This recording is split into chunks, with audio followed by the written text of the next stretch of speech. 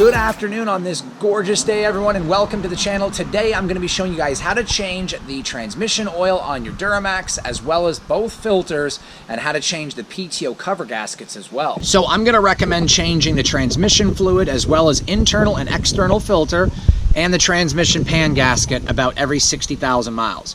If you tow very heavy with the vehicle and you're constantly working in it, I would recommend every 30,000 miles. So as far as the external red Allison transmission filter, I would say if you're heavy duty towing all the time, every 10,000 miles. If you're not and you're a pavement queen, about every 20 to 25,000 miles. If you're towing all the time, then I recommend changing the internal at least every 45 to 60,000. That's just what I would say. And I would only run Transyn from Allison, which is the same fluid, I believe, as the Mobile Delvac 1 ATF. I believe they're both the same. The most important thing is to meet or exceed TES 295, but I recommend Transyn for your transmission, and this is good for the Allison 1000 and 2000 transmissions. The Allison 1000 is the transmission that comes in the Duramax trucks. Now, a lot of guys are talking about this new method where you drain the fluid, fill it, drive 100 or 200 miles, and then you drain it and fill it again. You do need to do that if you're not dropping the pan. Since I'm dropping the pan, a majority of the fluid is coming out, so I should be good with just changing out the fluid like this. It's going to take over 10 quarts, anywhere between 10 and 12 quarts, depending once the transmission is hot. The PTO covers are on the sides of the transmission. Transmission temperature a little bit warm. Got to clean them off, remove them, clean the surface, and replace the gaskets and torque to 22 foot-pounds. The bolts on the transmission pan are 20 foot-pounds. So here is what's needed to get the job done. You're going to need a strap wrench for the external filter or the appropriate size, some extensions, torque wrench, 2 different ratchets, a 13 millimeter, which does all the bolts on the transmission pan and the drain bolt as well, and a 15 millimeter for the PTO cover. To get the PTO cover off on the driver's side, you're going to have to take off this 13 millimeter bolt bracket holding the fuel line, as well as this one up here, and then undo the clips from right here. That will give us enough room to move the fuel lines out of the way to access the bolts, which one is right here, one is over here, you got another one right there, and then one right here behind the fuel line, another one up here behind the fuel line, and one at the top. Now when you look at the passenger side, there's so much room over here, it's super easy. Nothing has to be removed, just the bolts on the PTO cover. So definitely harder on the driver's side for sure. It's going to be a lot harder. So after removing this 13 millimeter bolt, getting this unclipped from the bracket, removing this bracket, as well as the 13 millimeter nut that holds this bracket in place right here, I can now move the fuel lines out of the way like this in order to access the PTO cover bolts. Here's the PTO cover.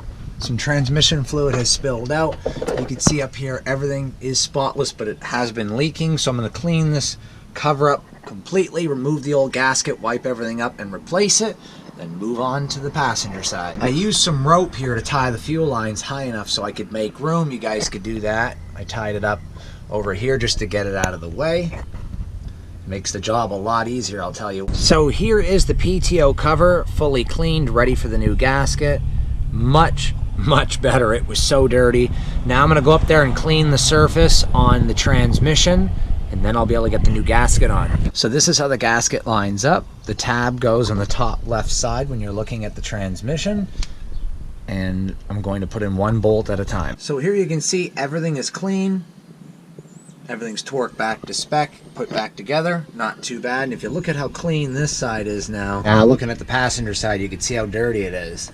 It's now time to clean all this mess up and remove the cover. Going to be a lot easier than the other side. I recommend using a wire brush to clean up in here and to get it spotless before you remove the cover. The other side wasn't that dirty, so I didn't have to worry about it. But I'm going to definitely clean this up spotless before I remove the cover, that's for sure. You can see it's already looking a little bit better on the bottom. Right there you can see all the dirt's coming off. So I'm going to get this done and show you guys what it looks like, then I'm going to remove the cover. So I cleaned up the PTO cover as much as I could in the surrounding area. Now I'm going to remove it, replace the gasket, further clean the cover, install it, and then Make sure everything around it is spotless, just like the other side. Then it'll be time to change the transmission fluid, drop the pan, and replace both filters. So some transmission fluid is going to come out of here, not much. It's just going to drip a little bit. On the contrary to what a lot of people say, you don't need to drain the pan. A little bit of transmission fluid will drip out, but that's only what's settled here on the cover. The fluid level is below the PTO cover, so nothing to worry about there. Removing the cover is very easy. You just pull gently with your fingers, and there's definitely going to be a little bit of transmission fluid leaking out. I'm just grabbing the cover on the edge. There we go. You can see the transmission fluid leaking a little bit right there, just dripping. And it's just what was seated in the cover. Gasket's going to stay mounted to the transmission. Wipe all that up. Gently remove the gasket, make sure the surface is clean and smooth, no scratches. Clean the cover, install the new gasket, torque to 22 foot-pounds. So when this gasket goes in the transmission, it's going to go on just like this, and the cover is going to go over top. So as I'm placing it up on the transmission, it's going to go this way with the tab facing towards the front bottom. So you want this side with all the ink and the writing on it placed against the transmission. The clean side faces outward with the tab facing down. I'm going to place one of the bolts through it to line up the hole, just like this. I'm going to get this up on the transmission. Take care not to damage the gasket. I'll put another one on just to make sure everything is lined up. So there we go. Everything's lined up nice. Gonna get all the bolts put back in and then torqued to 22 foot-pounds.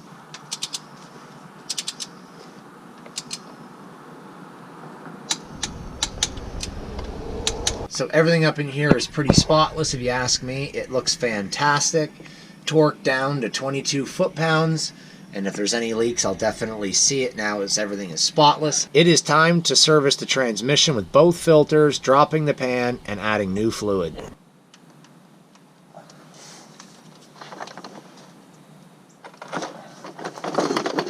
This filter was really put on there tight. Now I've got the filter loose enough where I can get it with my hands. I'm going to take the drain bolt out and let all the transmission fluid come down into the pan.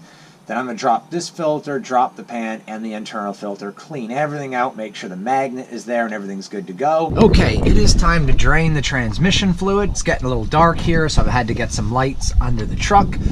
And this is going to be a 15mm drain bolt. So once the transmission fluid is drained, I will drop the pan.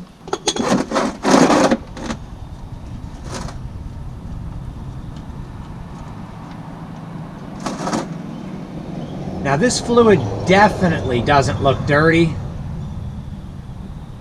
To be honest, this transmission fluid was definitely changed within the last 20 to 30,000 miles. The sucky part is not knowing what was done to the vehicle. But as it turns out right now, the fluid has been changed. Here is that magnet that is a lifesaver on the Allison transmission. It comes off the external filter. Clean it and keep it. Do not discard it. This is very important. Do not discard this washer at all. Now it's time to remove the transmission pan bolts.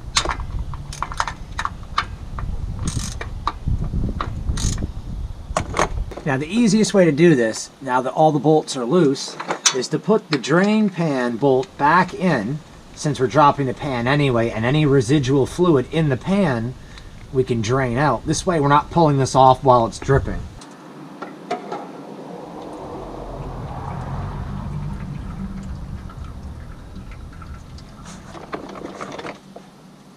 There is the transmission filter on the inside that's being replaced.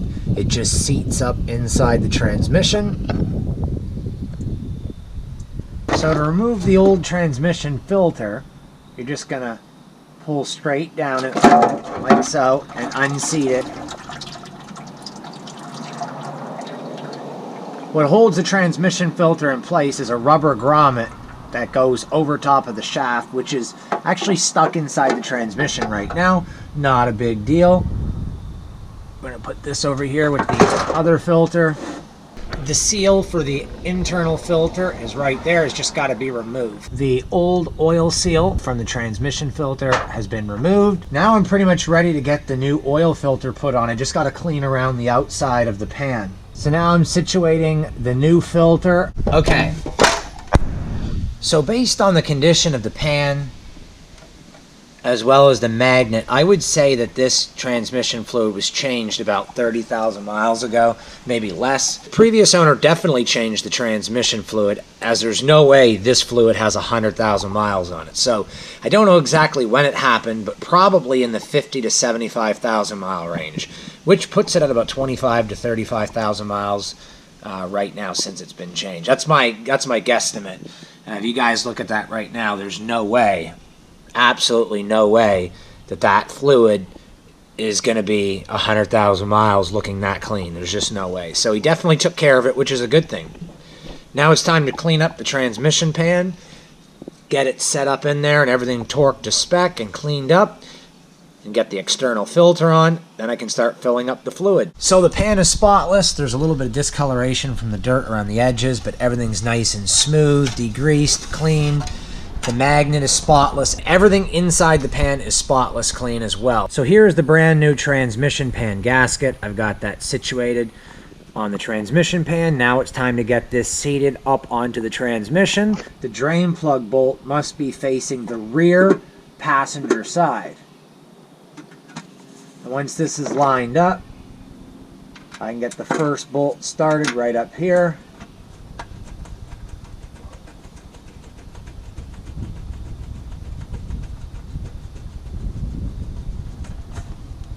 Then I'll get the second one on the opposite side. Now remember, this is not a paper filter. You don't got to be as cautious with kinking it or bending it like you would be with the PTO cover gaskets. Even though there's no specification for it, when doing transmission pan bolts, you're going to want to do them in a diagonal or crisscross pattern. I wouldn't recommend going around in a circle or just around the perimeter.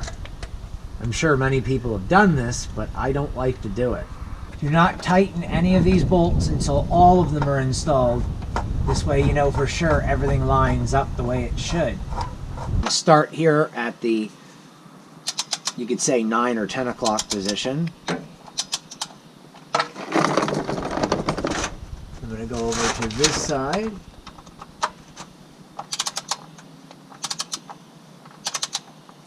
I'm going to go up here to the corner, which you could say is the 1 o'clock, then to the 7 o'clock.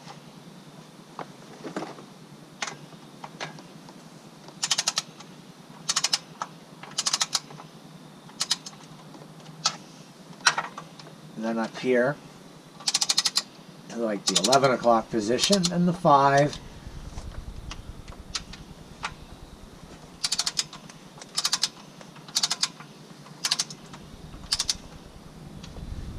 Then here on the bottom.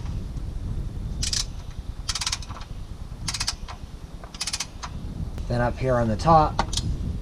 Then the last one here on the bottom.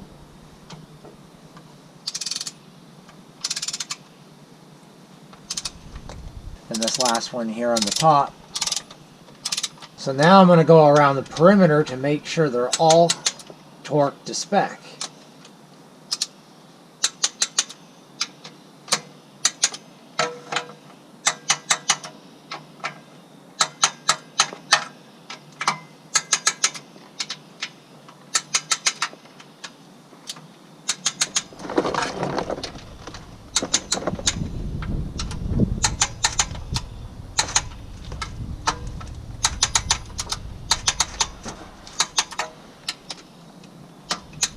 I'm going to go ahead and torque up the drain bolt now.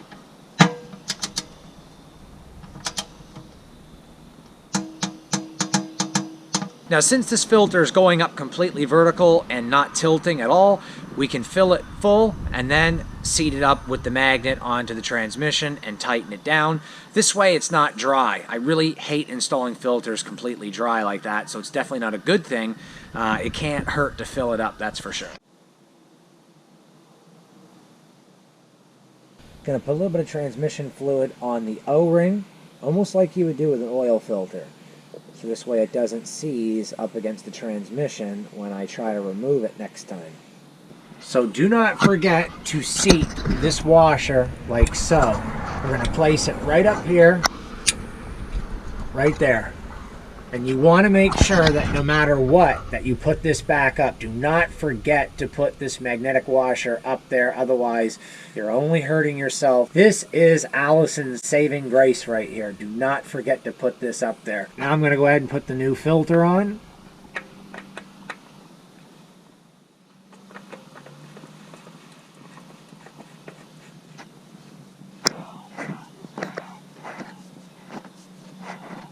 Now I'm going to take my strap wrench, tighten it down, and then I can start adding the new transmission fluid.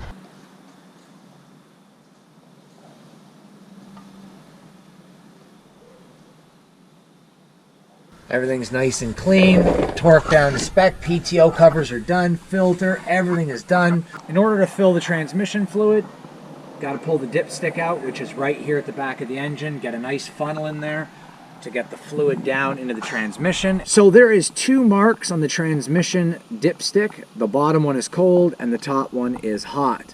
What we're going to do is we are looking to fill it in between the hash marks on cold. Once the fluid is in between the marks where it says cold, we're going to fire up the truck, throw it in neutral, and let it idle until it's completely at operating temperature, and then we're going to check it again. With the fluid being checked, it has to be between the hash marks on hot at full operating temperature while in neutral. Now, even when the vehicle is at operating temperature, do not check the fluid level while in park. You will not get an accurate reading as it takes pressure to keep the parking brake engaged. Make sure the e-brake is on, there's bricks behind the back and front tires so that it's safe, and leave the transmission in neutral at full operating temperature, then check the fluid level and make sure it's in between the 2 marks for hot. If it's too low, top off as necessary, and then that completes the transmission filter, fluid, and pan gasket change.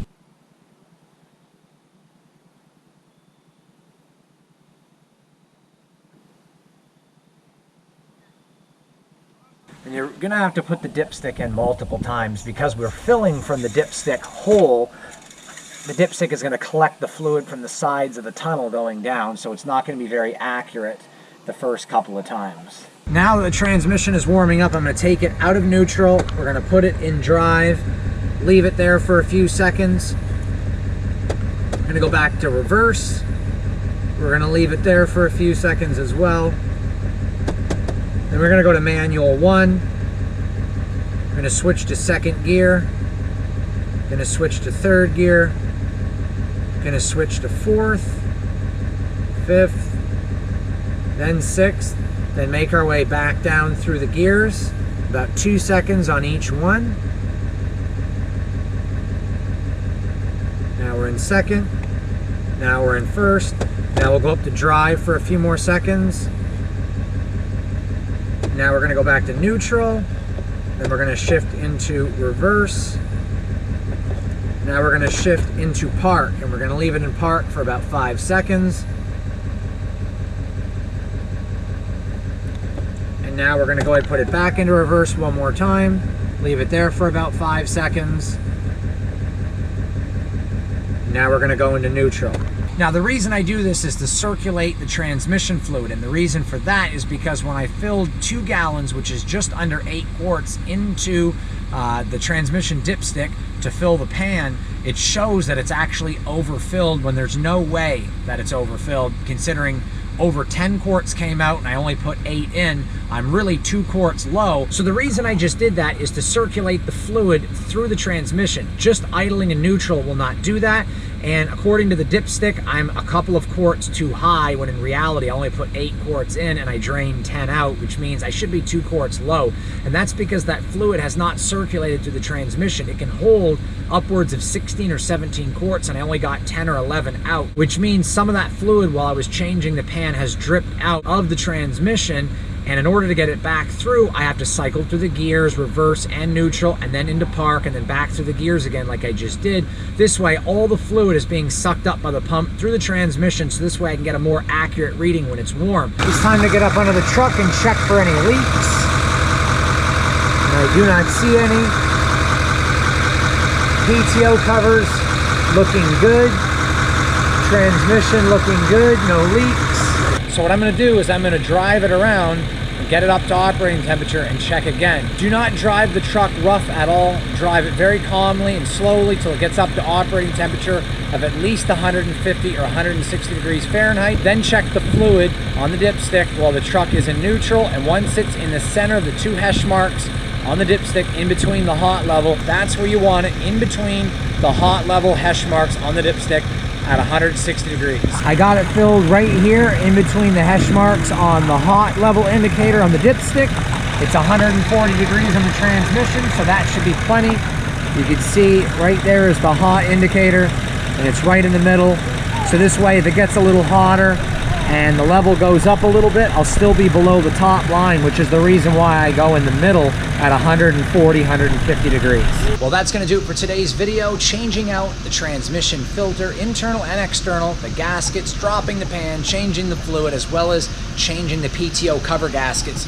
I'm hoping you guys learned something and had fun. I know it was definitely a little bit of a job, but if you do it right, it is well worth it. Don't forget to support the channel, guys, at drivewaydemons.com. Winter time is coming up. Get your hoodies right here. This is version 1 of the hoodies. I also have a separate version that has the car on it. You can get your Mopar No Car key tags, flip them over, says Drive with Demons. Also have t-shirts there as well. Be sure to support the channel, drivewaydemons.com. If you're stopping into the channel for the first time, go ahead and hit that subscribe button, tap that bell notification, give this video a thumbs up, share, and comment below what do you guys think of the video. For all my returning subscribers, thanks so much for watching all my videos. But until the next video, take care and have a great night.